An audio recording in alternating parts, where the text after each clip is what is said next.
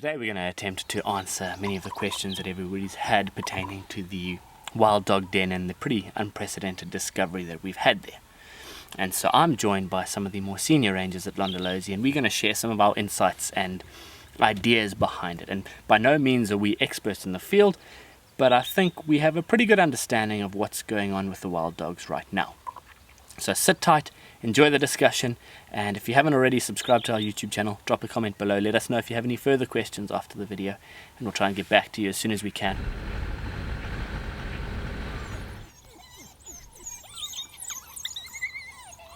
But so a little bit of backstory. We've had a pack of 3 that gave birth to some pups in late May. Everything was going very well. They were raising these pups quite successfully. They've now had a run-in with a different pack, the Toulon Pack, that have ultimately now stolen or adopted their pups. So it's an unprecedented discovery that we've had at Londolozi, and it's got us asking a lot of questions as to why something like this would have happened. We know wild dogs are highly endangered animals where there's believed to be less than 7,000 left in the wild. In the Kruger area, there's somewhere between 300 and 400 dogs. So to have some of these discoveries happening at Londolozi, it's pretty epic for us to be exposed to that. And although we are definitely not experts in the field, we've now had coming up on 4 years of some very close, intimate observations around wild dog den. Starting in the lockdown in 2020, we had a den, and now subsequently this is our 3rd den in 4 years. So what we have seen has been pretty epic and pretty interesting. So although it's only been a short journey along in the lives of wild dogs, we've seemed to have learned a fair amount. And so with the backstory of these pups now having been stolen, something we do need to bear in mind is that wild dogs cannot raise a pup by themselves. It is vital for them to have the pack to provide for the mother while she stays back at the den and tries to raise those pups. So whether the pack have 3 adults in it or 7 adults in it, it's still vital for them to be more than 1 adult or 2 adults in there. So I guess the chances of the pup's survival is now much greater because there is 7 adults providing for those pups. And our normal narrative around it would have been that wild dogs, should they come across each other, would normally result in a serious altercation or possibly some of them being killed. And our beliefs were that if another pack came across the pups of a separate pack, they would likely kill them. And so by them now having adopted these pups, it's unheard of. There has been some reports of it in the past, but at least in the Sabi Sands or around here, in our time in the industry, it hasn't happened. So we've gathered now with a bunch of us. We've got Chris Taylor, who's been in the industry for coming up on 7 years. Jess as well for 7 years, and she's absolutely besotted with wild dogs. Melv, you said you've been here for 23 years, so you've been around the block and seen a lot as well. So I'm sure we'll get some valuable insights.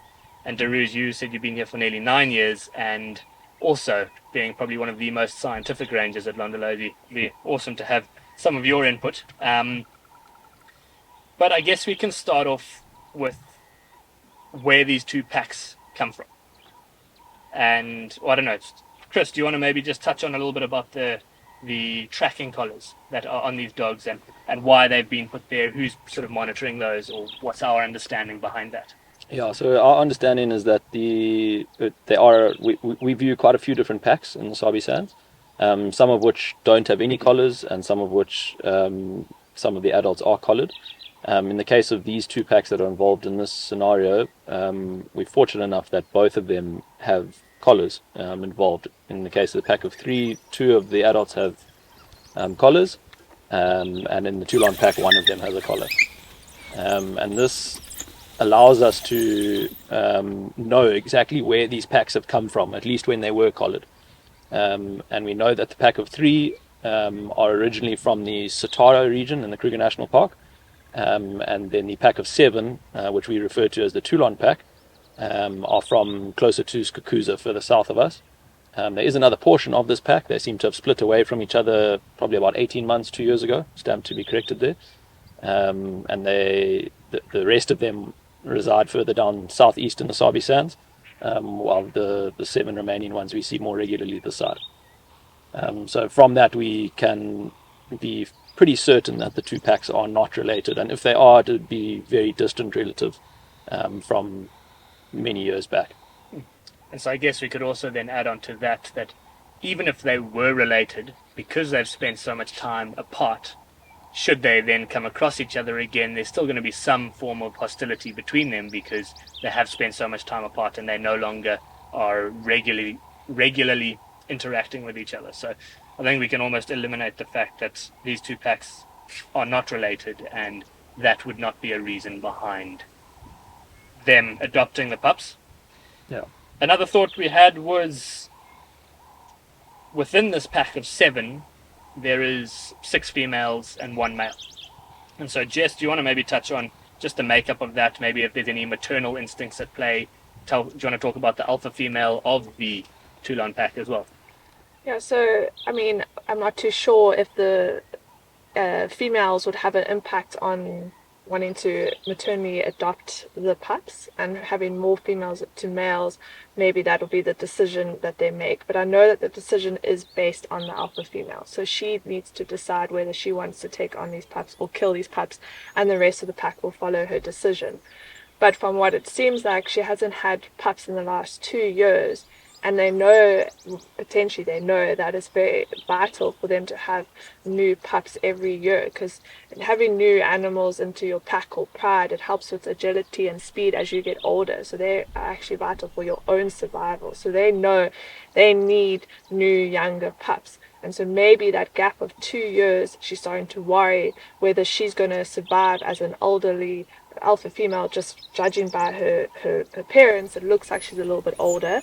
And so then maybe she had this maternal instinct of, okay, I need to take on these pups. They've been weaned, so they're over 5 weeks old, so I don't have to produce milk. Less energy involved in having to produce milk and provide for them.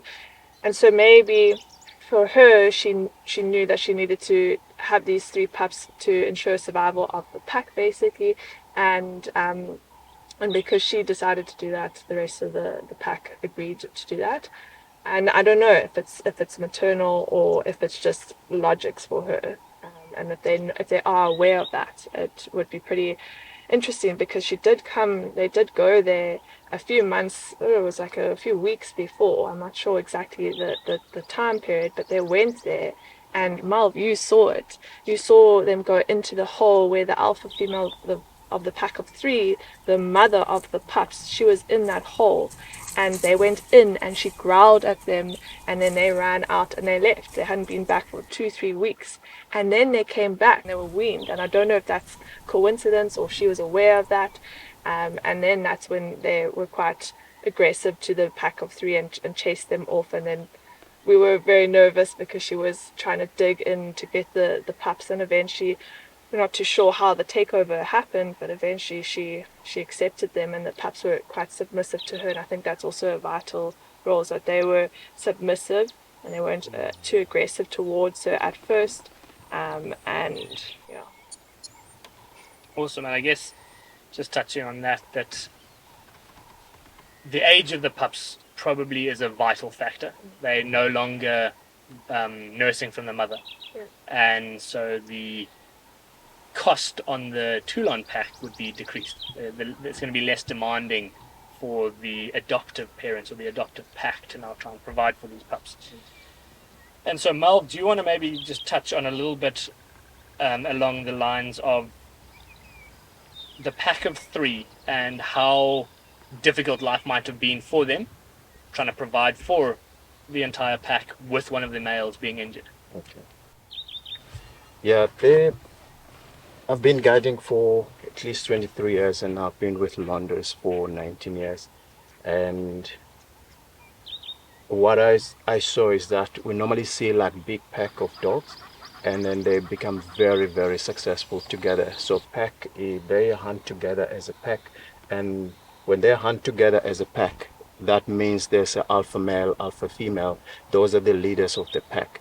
But when you look at a pack of 3, they had 3 pups, and one male was injured. And obviously, when it's injured, there is one man down.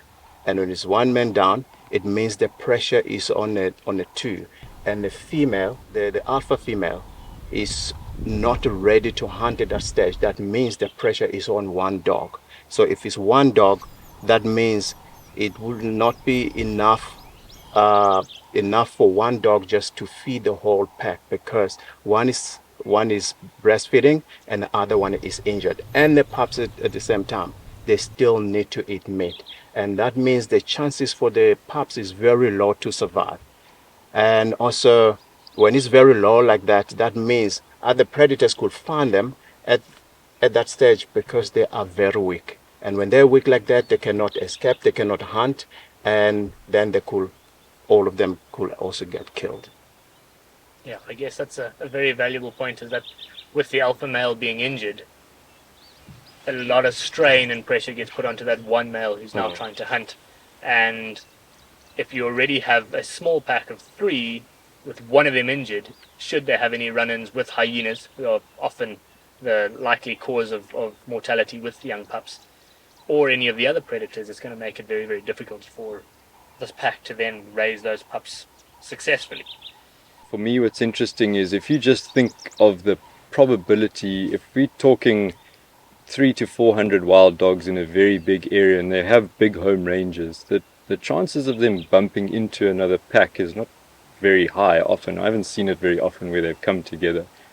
So then the chances of bumping into another pack with an active den is probably not that great. I mean, especially considering they're all relatively seasonal breeders in this area, so they're probably moving towards more the central parts of their home range to den. And this pack comes across another pack that's got 3 pups they don't have of their own. As Jess mentioned, they haven't had for the last 2 years. We're not sure whether or not she's pregnant at the moment. But I think it also comes down to the numbers side of things. You've got a pack of 7 and you've only got 3 pups here. Not necessarily in some cases where there can be more. Because although it's good for a pack to be big so that you're successful, there does come a point where you're going to have intraspecific competition, where now if you are a very big pack, it means you have to be catching 4 to 5 impalas, and so there does become competition within that as well. So I'm not sure if maybe the fact that there were fewer pups, that the benefit of taking them on is actually, it sort of outweighs the flaws for them. So maybe that instinctive behavior of just raising pups is what, there's pups here, they've gone away, they've come back, they're still here, they don't have of their own. I'm not sure if there's any effect on the season, on their hormones, etc., that make them such seasonal breeders. Maybe those are heightened at this point in time. So that instinct is just really, really high to raise them. And I'm not sure if they have their own, or if they would have had their own if they would have done the same thing. I doubt that they would have taken them on, because then the likelihood of their own puppies surviving is not as great as those.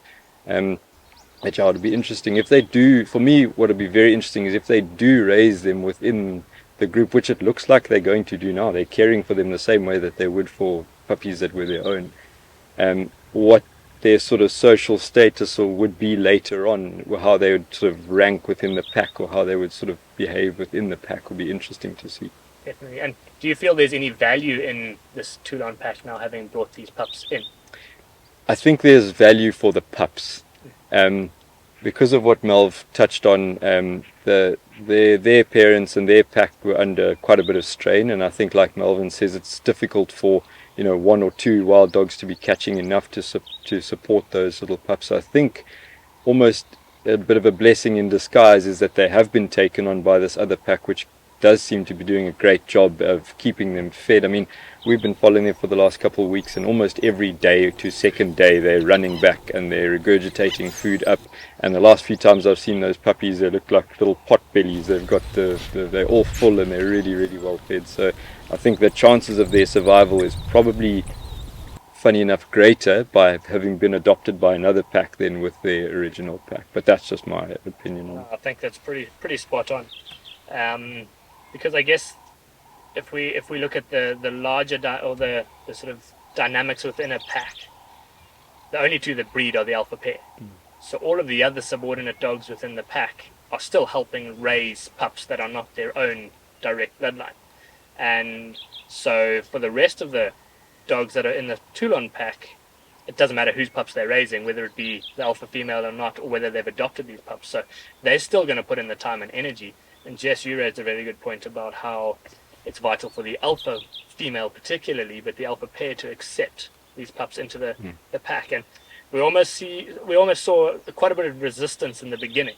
And to some degrees or some extent, there is still some resistance where I don't know if those two pups at the old den have fully accepted these adoptive parents, because they haven't moved to the new den, even despite the repeated attempts of them trying to move them. So another factor that has come to light as well is on the camera trap footage, we've seen the adults, the pack of three, the parents in the pack of three, have come back to that den a couple of times and have regurgitated some food.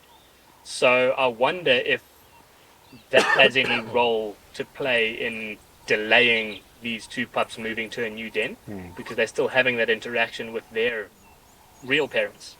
So I don't know if there's anything more to that and how much longer it's going to continue. But it's just an interesting behavior watching the pack of three now come back to that den, risk their lives and interactions or altercations with the Toulon Pack just to feed these pups on the rare occasion. It's not every day. It's happened 3 or 4 times now. So it's just an interesting set of behavior as well. It's as though the pack of three haven't exactly just abandoned these pups. They're still every now and then coming back. So I think that there's so many questions to be asked and answered in the future here. But we have, through doing a little bit of research, found that on a number of occasions, some of them in the wild, but a significant amount of time ago, where a pack has adopted pups. But other research that we then found was that some pups of captive bred wild dogs were then introduced into the wild with other packs. And on 3 occasions, they were successful. And so that then helps bolster or boost the numbers within a pack. It helps get a bit of the genetic diversity going. But like you say, Daruj, is what rank or where do these new pups fit into the pack? It's unlikely if they've been introduced or adopted into a pack that they will then become the alphas. Are they then just going to be there for the first 1.5, 2 years, 3 years before they then disperse? There's a lot at play here. But I guess something that's important for us to realize is that it's probably not one standalone factor at play. It's a multitude of different factors all working in conjunction with each other that has resulted in this. And by no means are we the experts, or by no means do we know for sure that this is the reason why. But it's just a fascinating set of events that's occurred here, and I think we're going to still be asking a lot of questions going forward. But just to be able to follow this journey along has been pretty epic, and I'm sure we're going to continue to learn with everything else that's coming up in the next few weeks, whether this alpha female of the Toulon Pack is pregnant, or is she infertile, or is she too old to have pups. We don't know. And if she was to have her own pups, what's going to happen to these new pups, or the adoptive pups? Are they going to be accepted? So I'd just come back from being away when I found out what had kind of transpired in the 2 weeks that we were away. And to be honest, my original thoughts of what I thought was going to happen have been completely disproved. So it's quite interesting that we don't know. And it's actually quite nice not to have an expectation, then it's proved wrong. And it actually kind of opened my eyes now. It's interesting to go and see what's going on, because my initial thoughts didn't happen. I thought they would probably abandon them after a couple of days and kind of lose interest in it and move on. But yeah, from my experience the last few weeks, having seen them almost every day or so, it hasn't been the case at all. And we did also reach out to other people that are very much in the know with wild dogs. Grant Beverly, to be one of them, works for the Endangered Wildlife Trust, and he's an expert in the wild dog field, and he's heard of this, but he's never known for sure exactly of a situation where it has occurred. And so as soon as we thought something was going to happen, the complete opposite happened. So it's going to keep us guessing for a long time going forward, and thankfully we've been super fortunate to have documented every step of the process. The camera trap footage has been vital in helping us piece it all together.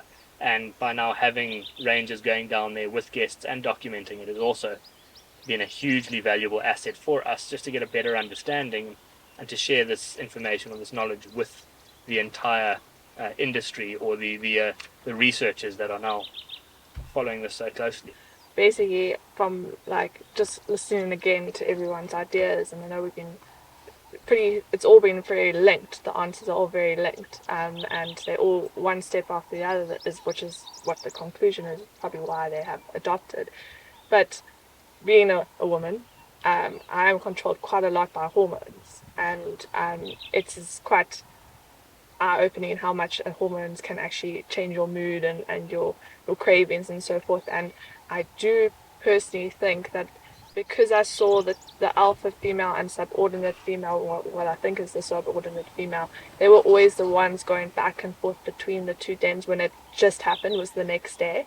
And they were very persistent on trying to get those pups there. So it is basically, like we said earlier on, it is their decision. It was them that made that decision, made that call, and they are very strongly probably controlled by the hormones. Maybe if she is pregnant, then she's got an overwhelming maternal hormone that's come out.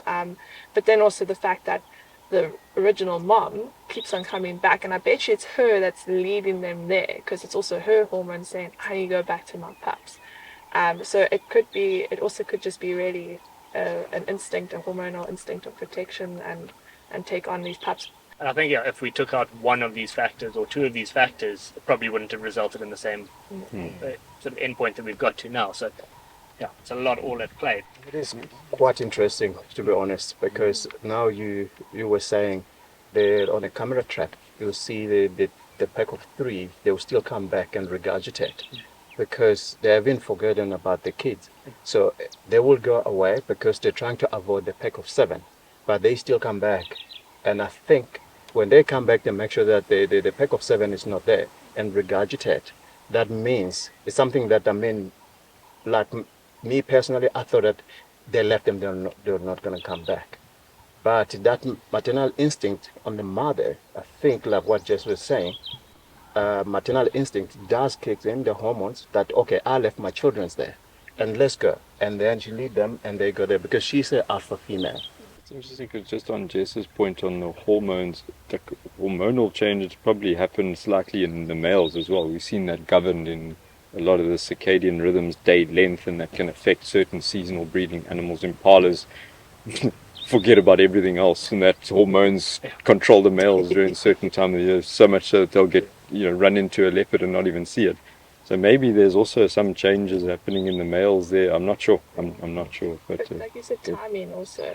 Yeah, that's what I mean. So timing explains that the hormones for maternity is a lot greater now, because this is the denning period for most. So what I'm not sure of, I don't have the expertise on this, but I don't know if it's day length that's going to trigger hormone changes. I know that there's been a lot of linking of wild dogs denning during the time just post-rutting season from impalas, so maybe they're just in such good condition because of that. I don't know, but it could be day length, which happens in a lot of seasonal breeding animals, and they've actually manipulated that in laboratories where they can change day length and trigger androgens and hormones in male animals to start wanting to mate and that. But I think its seasonality's probably got a little bit of something to do with that whole pack. Let's think of a collective pack's will to survive, which is basically what every animal out here is trying to do, will to survive and pass on their own genetics, in a sense which this might not be the case of, but helping young survive is a way to ensure the survival of their own pack.